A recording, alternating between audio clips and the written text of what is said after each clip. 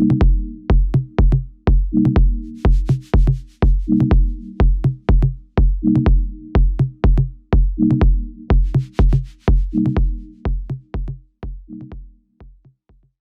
you so much, Anzio. It's the biggest joy to work with Anzio and a whole bunch of other really cool, passionate people at the Aquarium Foundation. I am coming to you this evening from Cape Town in South Africa. I am at the aquarium at the moment. I was going to try and see if some of the turtles wanted to come with me to present to you guys, but it's cold in Cape Town today, so they're all like tucked in their pajamas and they're warm in their warm little tanks, and I didn't want to interrupt them and it's dark outside. So I've just let them sleep, and instead I'm going to share some lovely pictures with you about how they're all doing and all of the cool stories. Like Anzio mentioned, I've been involved at the aquarium for a while. I'm the conservation manager here. And one of the biggest programs that we have that I have the privilege of running is the Turtle Rescue, Rehab and Release Program. The aquarium has existed since 1995, and since day one, they have helped to rescue turtles. But it's only been in the last sort of 10 years that we've really focused on the turtle rescue, and even more recently, only in the last 5 or 6, that we've really sort of expanded our turtle rescue network and been really big on capturing cool data. And so I can't wait to share some of those stories with you tonight. What I'm going to do is I'm going to chat to you, because I could go on for hours talking about turtles, so I'm not going to do that, don't worry. What I am going to do though is I'm going to share my screen and I am going to talk to you about 3 very special stories. I'm going to talk to you about little turtles, turtles that have been here for long, and legendary turtles. And hopefully you will find them as exciting and inspiring as I do. And if you have questions, please do write them out in the chat. We'll have a Q&A afterwards, and Anzio, who's also quite a turtleologist himself, is going to answer some questions that he knows the answer to as we go along. So, turtle stories. Now we're going to start our stories with little turtles. And there's this incredible thing that happens in South Africa every year. We have these nesting female turtles that live on our northern KwaZulu-Natal coastline, specifically loggerhead and leatherback turtles. And every summer, these turtles lay their eggs up on the coastline, they come ashore, they go back to sea, and a few months after they've laid their eggs, these little eggs hatch. And you have these little turtles that emerge. And they go to sea from all the way at the top there. And this is a simulation. So if you see the little red dots, that's kind of what happens to the turtles as they come down the coastline.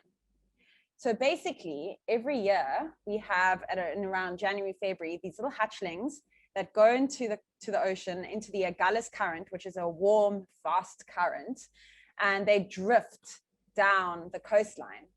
And as you can see, a tiny little 20-gram turtle doesn't have much power to withstand the strong current. And so they get washed down, and the current is fast. You can see now they're moving quickly as they go down, but as they reach our south coast, they slow down, and the current actually turns around and moves back up the coast, but the little turtles get spat out of that current and they enter into our cooler coastal waters.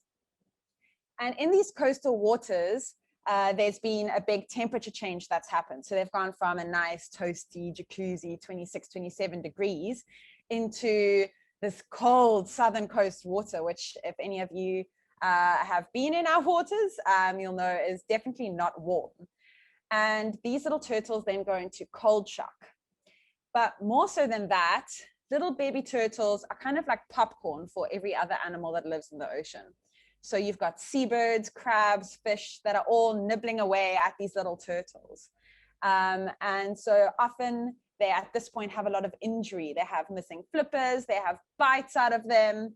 One of the little turtles we have at the moment has a big bite that was like into his head. Someone tried to bite his head. And so they've got injuries which have led them to be quite weak.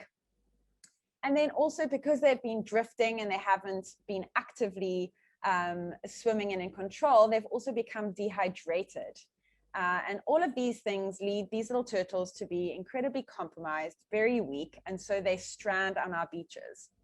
And this is particularly true when there are strong onshore winds. So here in the Western Cape, we have like winter storms, we have cold fronts, and all of the bays on the south coast that have onshore winds blowing onto them are prime locations for turtles to strand.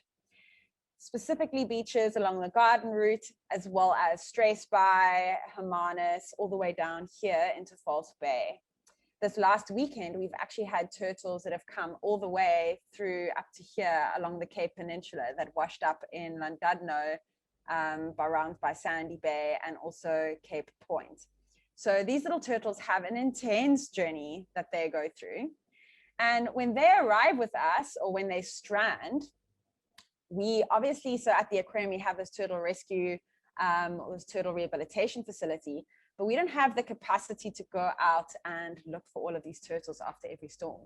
So we have this incredible volunteer, her name is Tracy, and she's based in Longabon, and she organizes the rescue of pretty much every turtle that strands through an incredible organization of volunteers.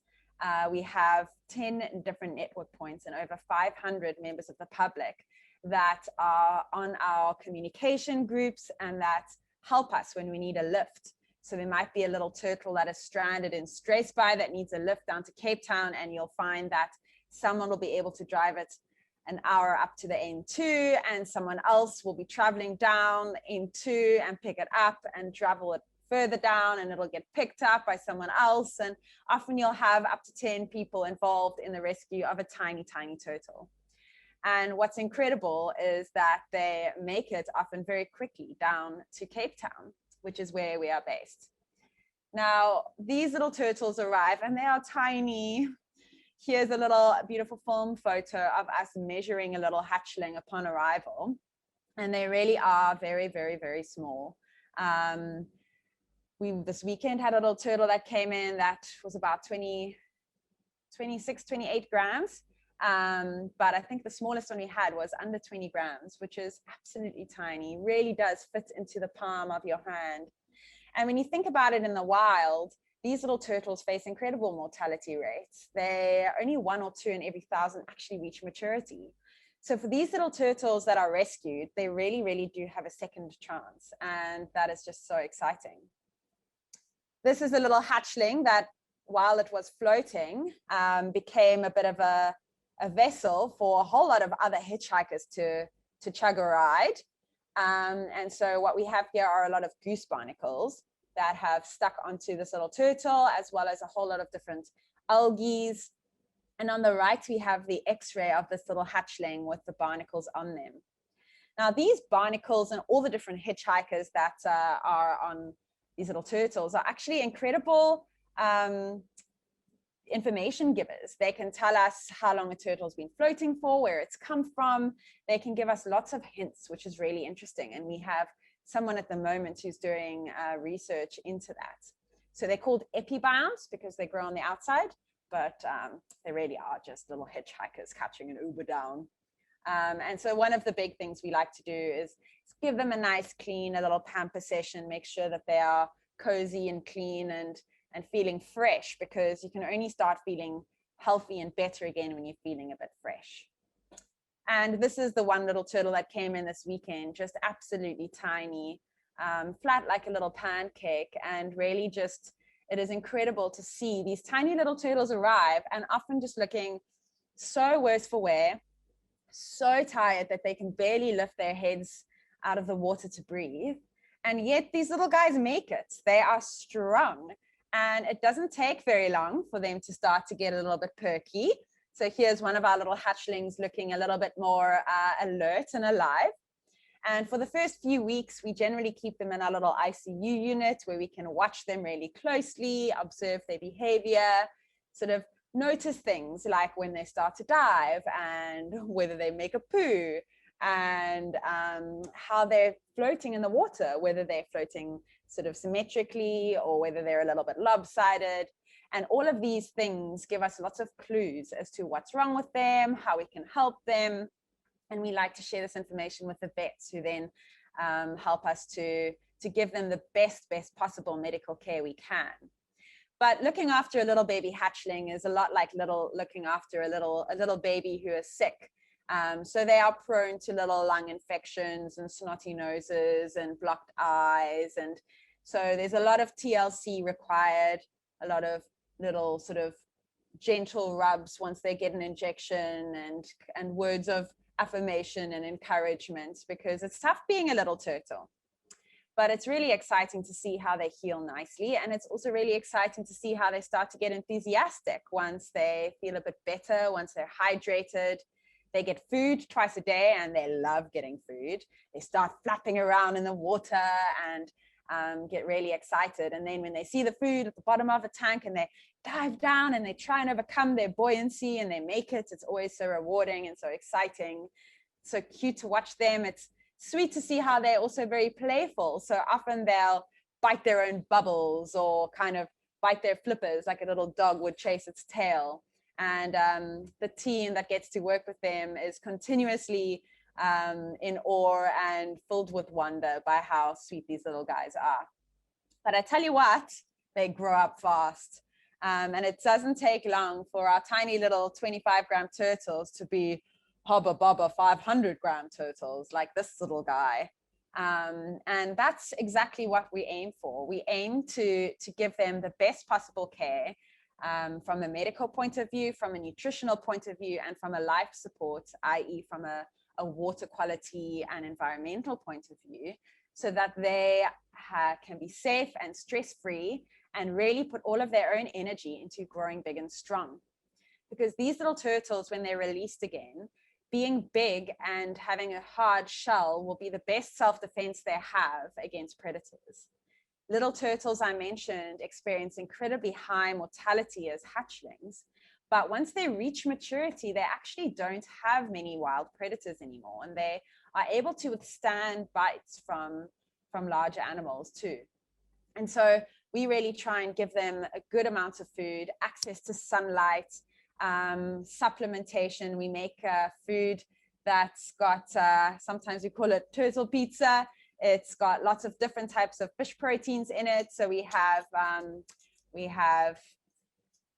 lean protein, and we have fatty fish, and lots of vegetables and special turtle vitamins that we make as well, that are specialized just for turtles, that have all the things that a little turtle might need. And these things will help them get big and strong as well. And that's a really exciting process, to be able to watch them grow big and strong and see them get ready, because what it means is that after being with us for between 6 to 9 months, we can then get them ready for release. And as a facility, it is the goal for every single turtle that is rescued and brought to us, for us to be able to rehabilitate and release it.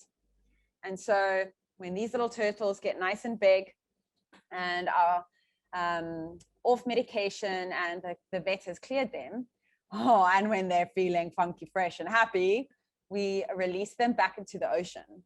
And this is often a full circle experience for the people who get to work with the turtles, because you invest so much into these little guys that seeing them back in the ocean is just an incredible privilege.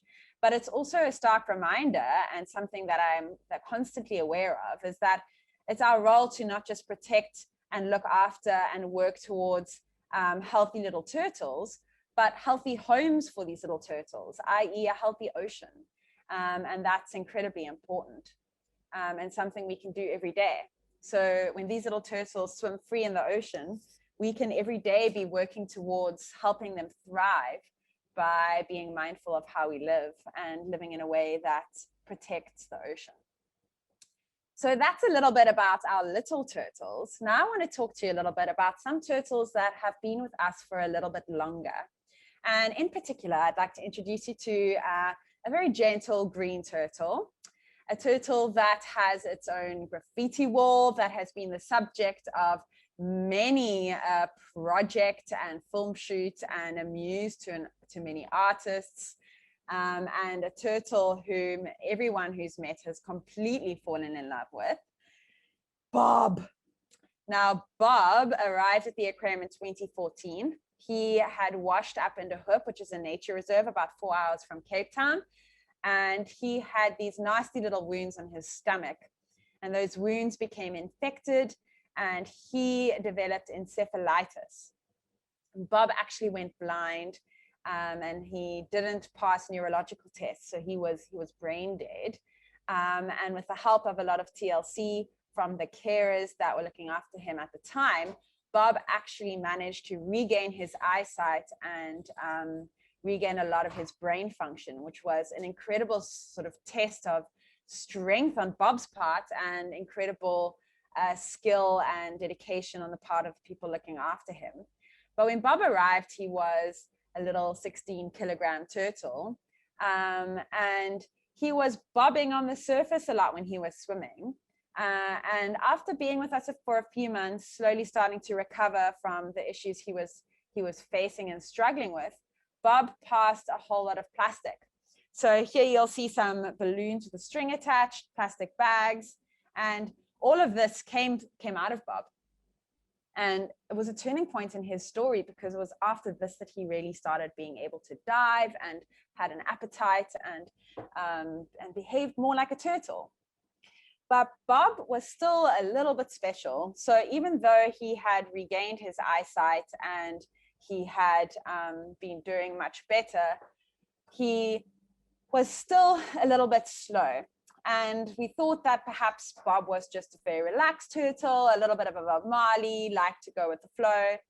But we need to know that turtles will be able to look after themselves when you release them. And this includes being able to fight for themselves and be a little bit feisty and aggressive.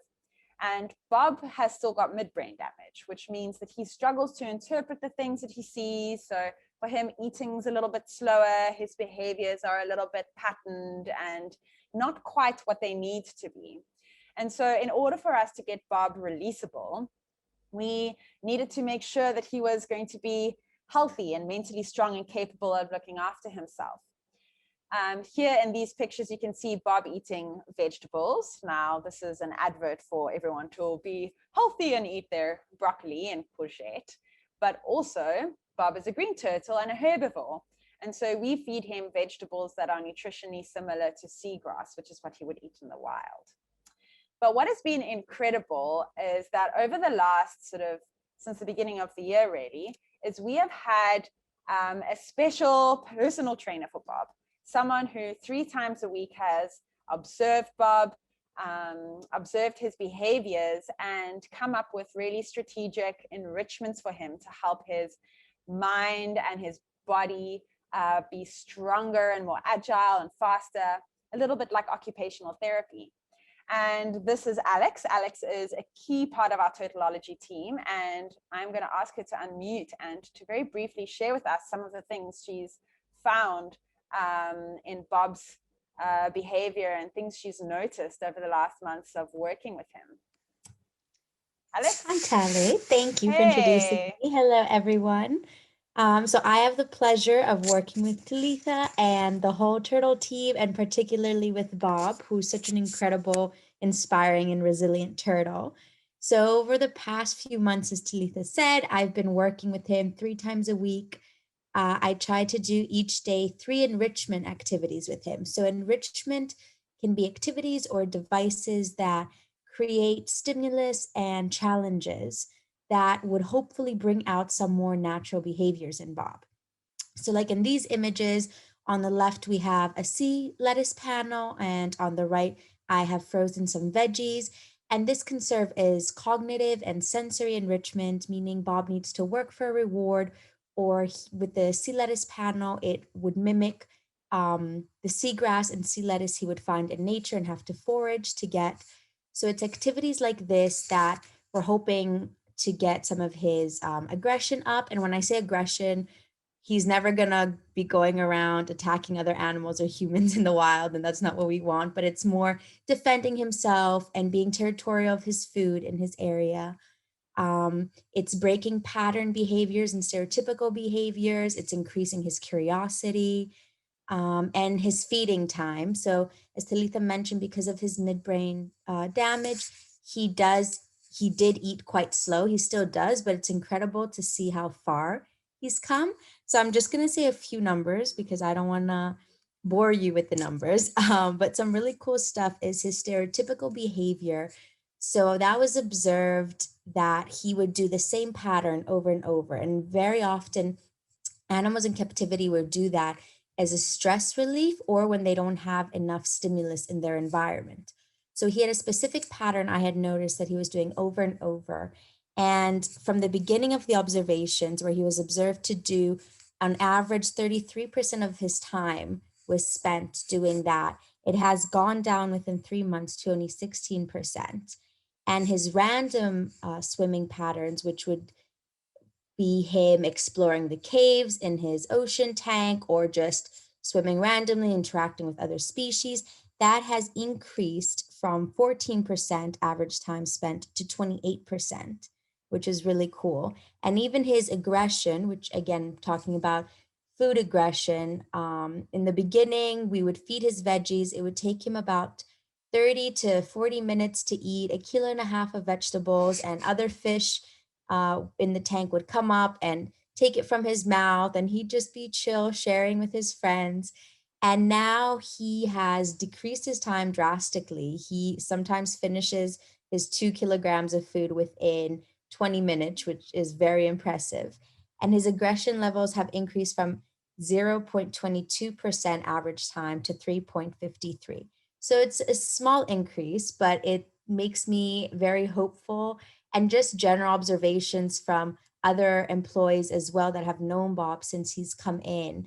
And they'll come up and tell me, like, oh, I saw Bob do this, or when I was diving with him today and feeding, he did this. And it's very rewarding and exciting to see how his behaviors are changing, and it's giving us hope that he could eventually be released. Thank you so much, Alex. It's very exciting to be able to talk about sort of the plans of releasing Bob, something which has gone from being sort of far down the line of possibility to very much a reality that we don't feel ready for. Yeah. It's bittersweet. Bob, yeah, Bob might be ready for release soon, but I don't think we'll be ready for Bob's release soon. Exactly. He has this incredible way of just looking into your soul and like attaching himself to you. And yeah, he's our number one love. He has a fan club in all of us. Indeed. And One of the things, oh, sorry to interrupt. One of the things we're also trying to do is he's very comfortable with humans.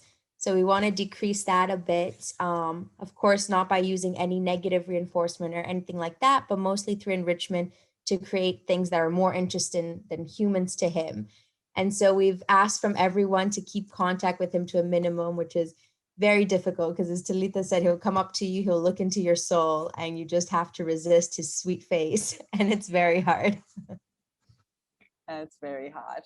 But one day when Bob is swimming free in the ocean, it's going to be absolutely incredible. So that's our dearest, dearest Bob. Oh, beautiful boy. Yes.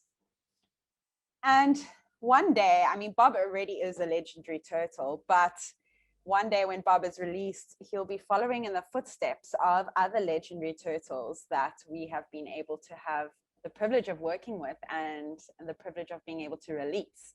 And I am super excited to end off or share the third part of tonight's story, the third turtle story, which is about one of the most legendary turtles ever to live. And this is the story of Yoshi. Now, when the aquarium opened in 1995, a little while later, they had a little turtle the size of a dinner plate that arrived at the aquarium.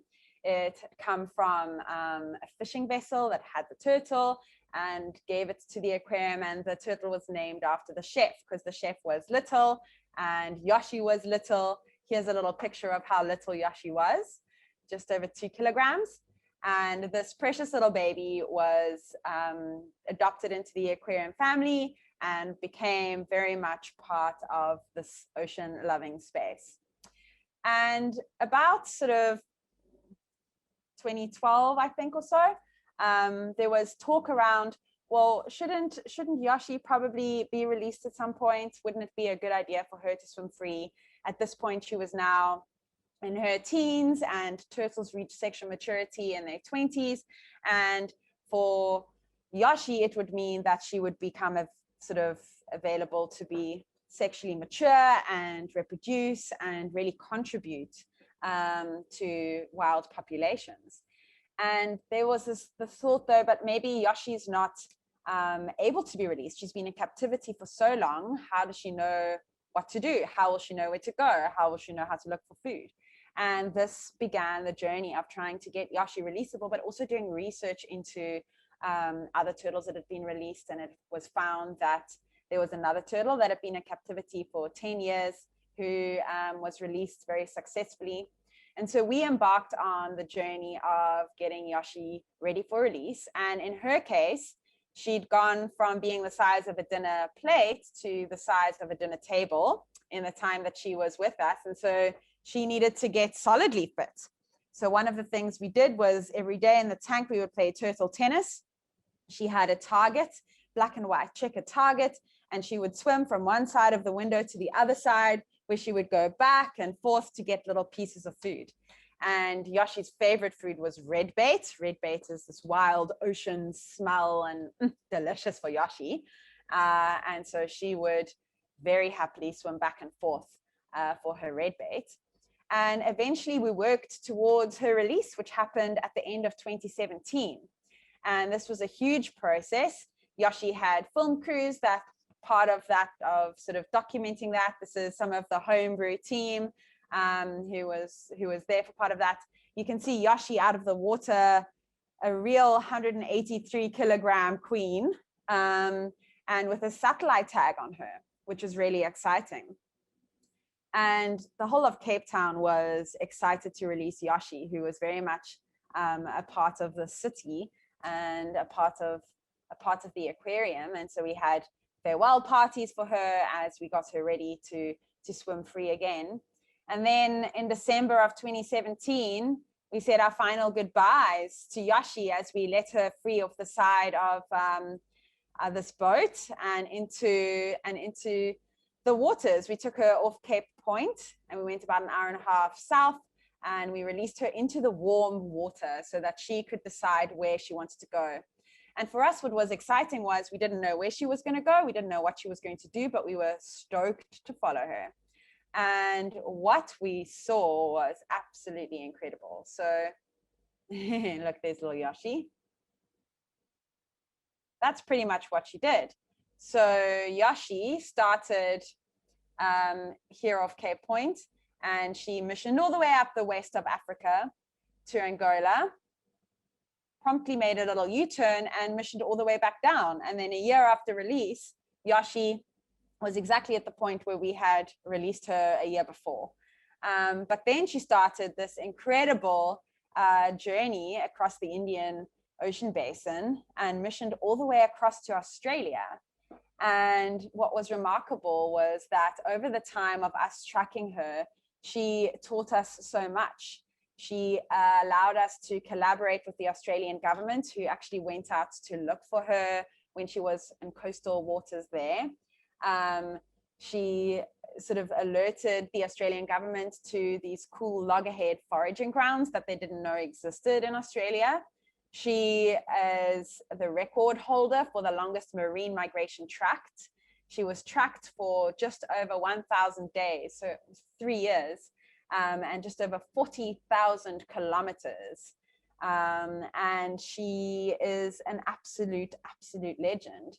And what's incredible about the story of Yoshi is that she showed us very practically by, I mean, the way she maneuvered and used the oceans, but just how instinctual their understanding and knowledge is. A turtle doesn't ever have any parental investment. Once it hatches, it's on its own.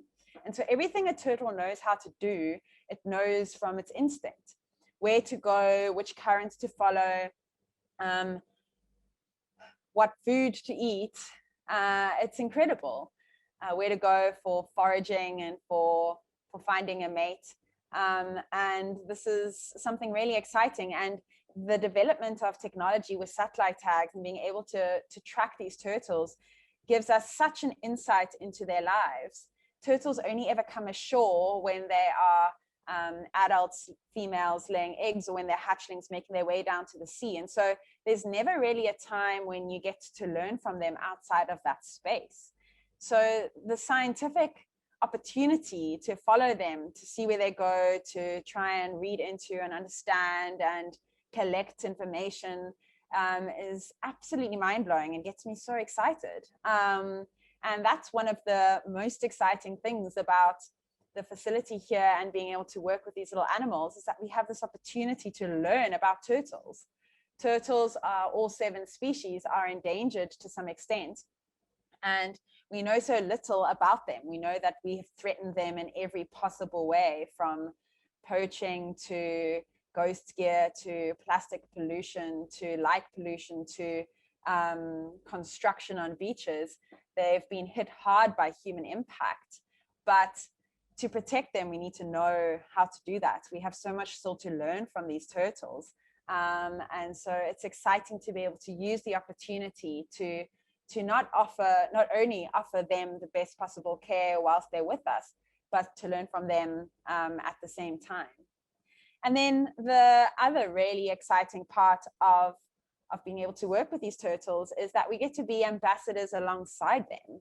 So we get to chat to people like you guys tonight, and to little excited kids who are running around the aquarium, and interested tourists who see Alex observing Bob in the tunnel, to all sorts of people. And we get to share their stories, and their stories are powerful and inspiring, and they spark within us, at least for me, they spark within us this desire to look after their home for them, because they are just the strongest, most incredible creatures who have so much to teach us. And I want to be able to give so many future generations the opportunity to learn from them. And that happens by having these turtles in the ocean and allowing them to thrive. So the Aquarium Foundation does incredible work with turtle rehab and education, and there are lots of ways that you can get involved, whether you're based in Cape Town and you want to get stuck in properly and physically and do an internship, or whether you want to learn more about the ocean and how to protect it by doing one of our online courses, or whether you want to subscribe and become part of our crew where you get cool marine relevant content and videos continuously, or whether you want to adopt a hatchling and help sponsor what it takes to care for a turtle. There are lots of different ways to get involved. But I think one of the most exciting ways to protect turtles and to care for them is to share your own love and passion. And I imagine that most of you have that if you're spending your Thursday evening here in this space, your love for the environment, to share that with people, so that people who might not have that connection, who might not have grown up with that connection, or maybe who've forgotten it, will find it again, and will then want to help to look after our incredible, beautiful wild spaces. So yes, that's a little bit about turtles. So that's a little bit about me. That's a little bit about Bob and our hatchlings and Yoshi. So thank you so much for listening to us this evening.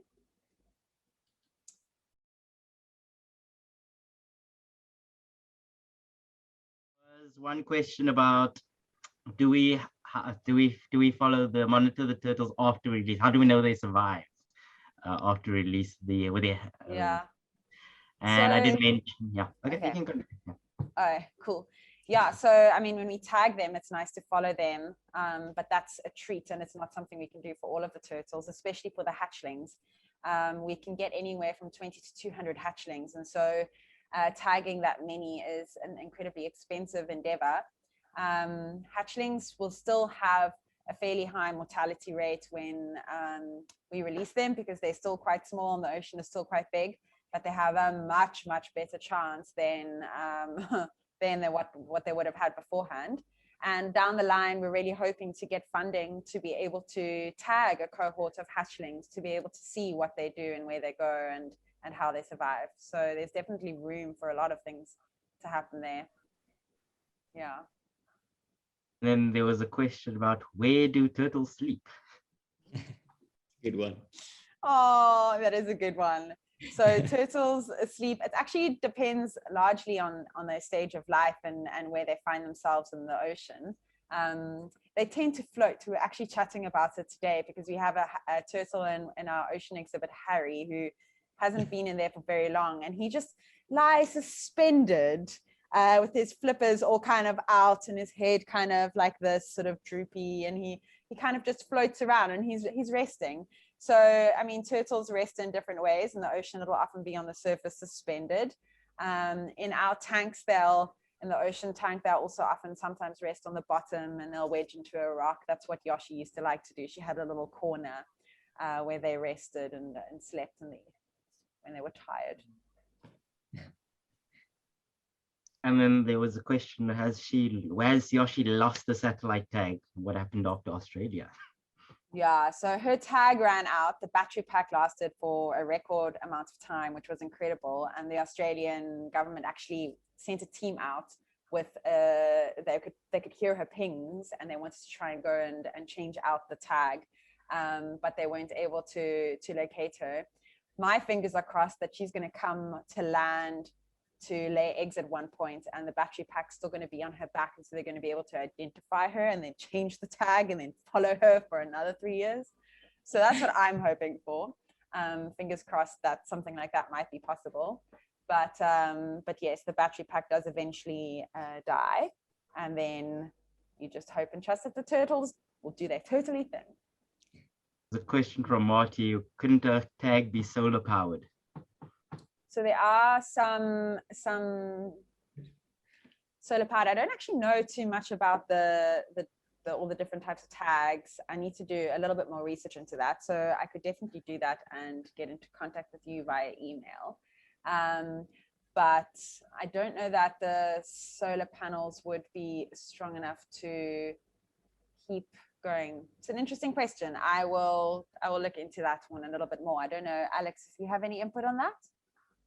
You know.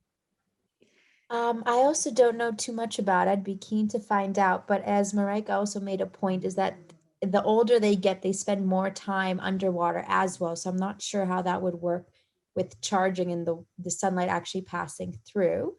But yeah, we'll definitely do some more research on that. It's interesting.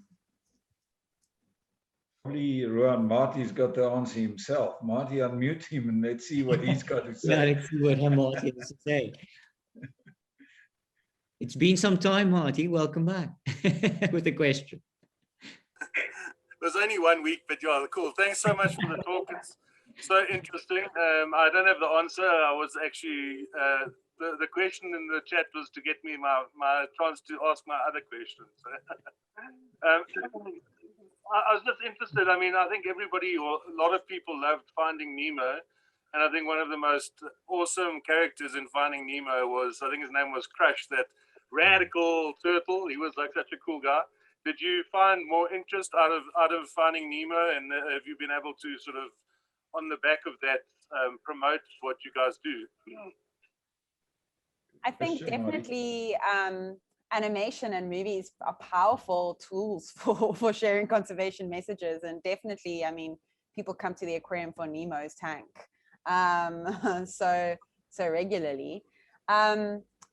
Definitely Crush gets mentioned occasionally by visitors. I think turtles are incredibly charismatic creatures as they are, and so people are drawn to them and interested in their story either way. Personally, I don't know that I've experienced too much of a Finding Nemo before and after experience, but I do think that animations and documentaries and storytelling, especially through media, is incredibly powerful for kids and for adults in creating awareness and also in awakening a passion. I mean, a lot of us who work here as young kids watched David Attenborough documentaries and Flipper and these things which sort of often spark an imagination in that space. So I think it's definitely a very cool and contributing factor to people's interests, especially because the ocean is also so removed physically from so many people that it is a space that holds a lot of wonder, which is also why a space like an aquarium is such an opportunity to see a space that one wouldn't normally necessarily engage with. Brilliant. If I may, there is a question that I hope you didn't answer. Well, you didn't in person, but Deval Venter-Grobler has, my 11-year-old son is watching in and wants to know, how long can they stay submerged at any given time? Well, turtles are the world's best free divers. They are absolutely incredible at holding their breath, much, much better than any human ever could be. And the length of time they can hold their breath depends on how big they are and what they're doing. So if it's a little hatchling and they are still learning how to dive and learning how to hold their breath, they can't really hold their breath for more than some seconds, 20, 30 seconds. And then when they're resting, perhaps a little bit longer, maybe a few minutes. But as the turtles grow bigger and they're more able of diving and looking after themselves, they can hold their breath for hours at a time, also depending on what they do. If they're resting, they can definitely hold their breath for hours. I don't know what the record is, but they can also dive to depths of over 100 meters. And so they need to be able to hold their breath for a long period of time, and they can. That's brilliant. I mean, it's a good question, and it's one that speaks volume of their absolute resilience. And when you look at them, it's just incredible. When we had the opportunity to follow Yoshi's journey via Marika's emails every week, it was just, I was dumbstruck by how incredible this turtle was. And I mean, I saw her when she was still a little bit comfortable and fat before you started with the exercises, and then just to see how incredibly far she swam and the speeds and the depths was just absolutely incredible. Absolutely, it's mind-numbingly wonderful to follow these turtles in their natural environment. Thank you very much for sharing all that information with the rest of us. It's just magical. Absolutely magic. There was one question from Andy. There we go. Still after that, okay. There's one question from Andy. Are we in touch with other turtle rehab centers, and do we share best practice with them? That's a good question. Yeah. So the sea turtle community is very much sort of collaborative and in contact, and it's really exciting. And I've always found that whenever I've reached out to another institution or person, they've always been incredibly open to sharing and chatting through things, which is really, really cool. We work very closely with the other facilities in South Africa. So there's 3 facilities. Ushaka Marine World has a turtle rehab as well as Bay World in Port Elizabeth. And so we work quite closely with them. We have collaborated, and we do collaborate on different levels with facilities overseas. Currently in contact with a facility in the Cape Verde Islands, and our vets are working with a team that's based at Georgia Aquarium. And so there's also a really cool email chain, a sea turtle email chain, where whenever there's questions and opportunities and things, it gets shared. So it's very much a space of sharing information, largely because we don't know very much about turtles. So the information that there is needs to be shared, and the experience that has been gained needs to be shared. So yeah, it's a cool space for us. Thank you, Ruan. Cheryl Ogilvie, we are unmuting you. Talitha, first of all, I would like to say thank you. First things that was going through my mind is I can imagine these amazing books for children about a turtle, and from where he went to where he's going, and the changes that he's made, and the ecology coming in. And I think this can be linked into the school curriculum. And it's a real story that's out there. And please take this further. And puppet shows where the children actually get to interlink and get hands-on. I'm not saying physically manhandle the turtle, but I mean, they can actually see the turtle and view it and read his books.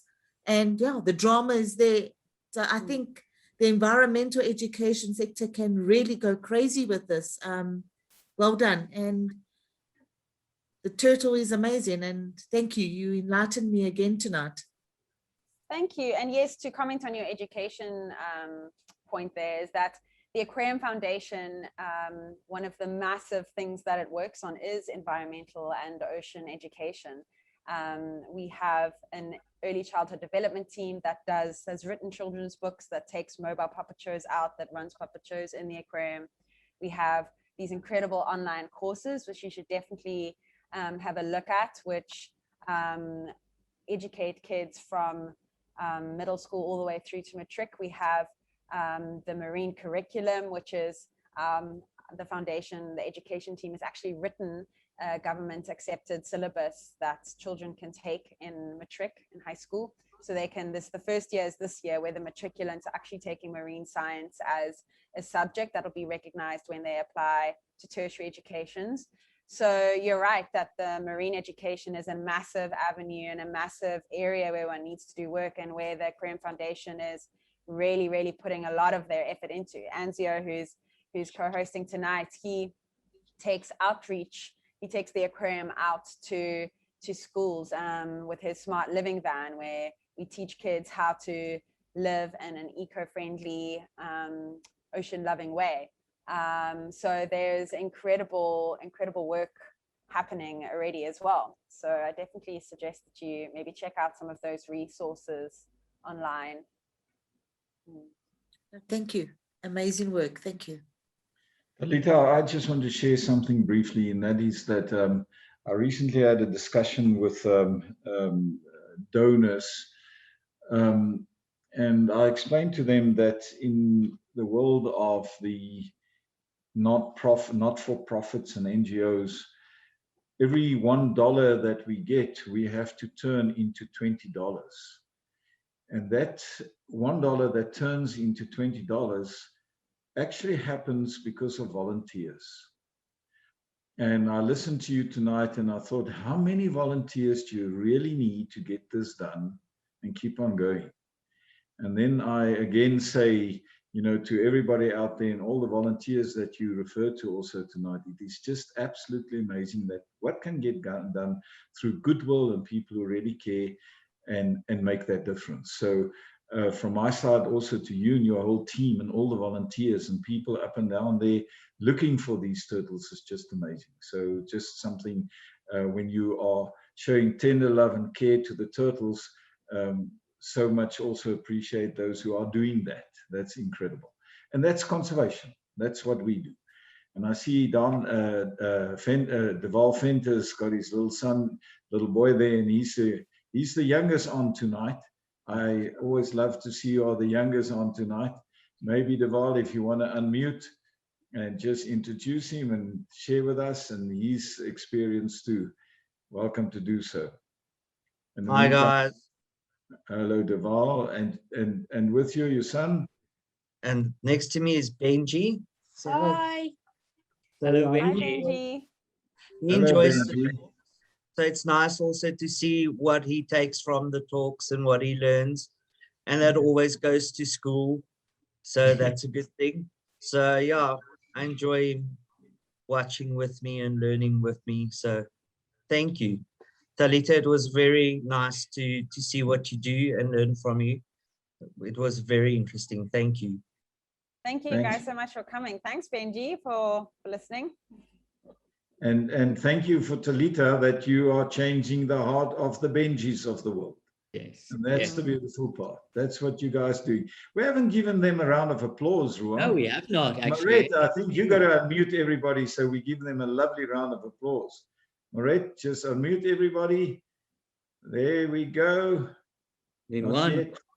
No, they still. Okay, there we go. Thank you. Thanks, Talitha. It was good. Lovely. You all will be muted again. And yep. We can take a few more questions. Yes, we can. Anything in the chat? Anzio? Just compliments, no questions. So I've seen a couple of questions about our online courses. So yeah, we do run online courses. Unfortunately, two are currently running. We haven't got anything on schedule yet for the next half of the year, but follow us on Facebook and Instagram because we are sharing our updates on those when those courses do come up. And yeah, so that was one question. And yeah, so my email, I've put my email address in there for those who have been trying to contact us about our educational programs that we do have on offer. So you are welcome to send those to me. It's anzio@aquariumfoundation.org.za. And yeah, so a lot of, yeah, and I think, yeah, that's a lot of thanks and everything to Talitha for a wonderful presentation. Lovely. And I think Marty also raised a hand. Yeah, there's Marty. Marty, I did ask you to unmute. There we go. No, unmuted. So thanks. I don't know if it's a bit of a controversial question, but I'd like to just have a discussion if we can. The whole aspect of harvesting the young hatchlings from the nest because in a way you're intervening in nature, and obviously some of the hatchlings are a food source for other part of the food chain. So, you know, for us, we often see these poor little babies are all getting killed, but it's actually someone else's food, and it's all quite natural. Of course, when people are poaching them and harvesting from that aspect, it's not good. But yeah, I don't know if there's any sort of from a nest, how many you take, how many you leave, and to try and keep us not messing it up completely by interfering, but intervening so that it's positive. I don't know if there's anything to talk about that. So I think the reason things like hatchery programs and rookeries exist is as a response to the fact that they are so threatened, and that threatened status is largely because of human impact. So whilst it might not be the ideal ecological situation, and whilst it is natural for them to experience high mortality, and whilst they do provide or act as a food source for other animals, the level of endangered that they are means that if those places didn't exist, they wouldn't be a food source moving forward because they'd be extinct. So I think that a lot of the interventions are perhaps not natural, but the issues they're facing aren't natural either. And so it's perhaps it's a response to that. I think also, and I've read little bits and pieces, different things around it. I've seen some, like in the Cape Verde Islands, for example, there's some really amazing research and great success in hatching these hatchlings and releasing them again, especially in areas where poaching is so prevalent, and they have great success in that. I've also seen or read research where they say that it is important for a hatchling to walk over the beach itself from its nest to the sea, because that's where it imprints on the beach and knows where to return to. So I think, again, there's a lot of unknown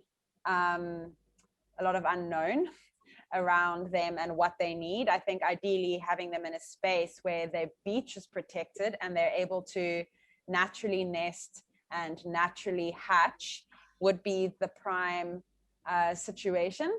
However, that's a luxury that isn't necessarily afforded to a lot of turtles around the world. And the programs that exist in response to that are necessary in order to help those turtles just survive. So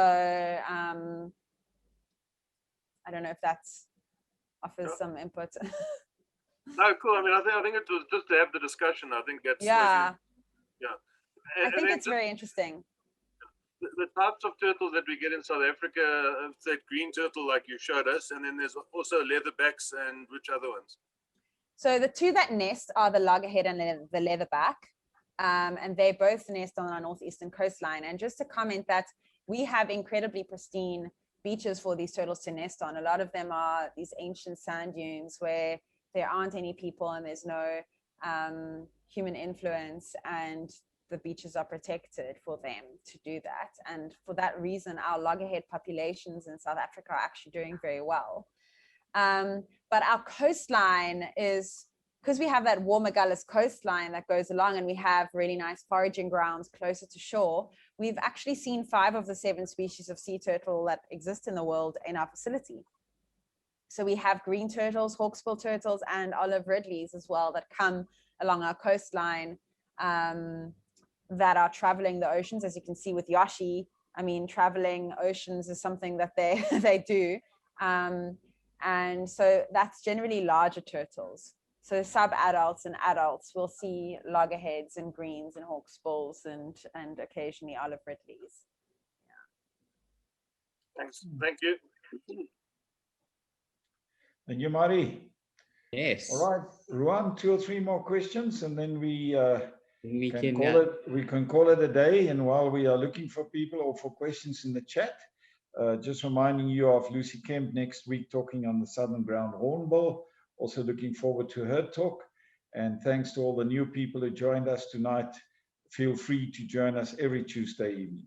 Any other questions? There was one from Angela. So she says a few years ago they went to search for turtles. Unfortunately, did not see any mommies coming to lay eggs, but they did see their tracks and also saw hyena tracks. And the guide told them that the hyenas do hunt them. Is that a fact? Oh, it's a good one. That's a good question. Yeah.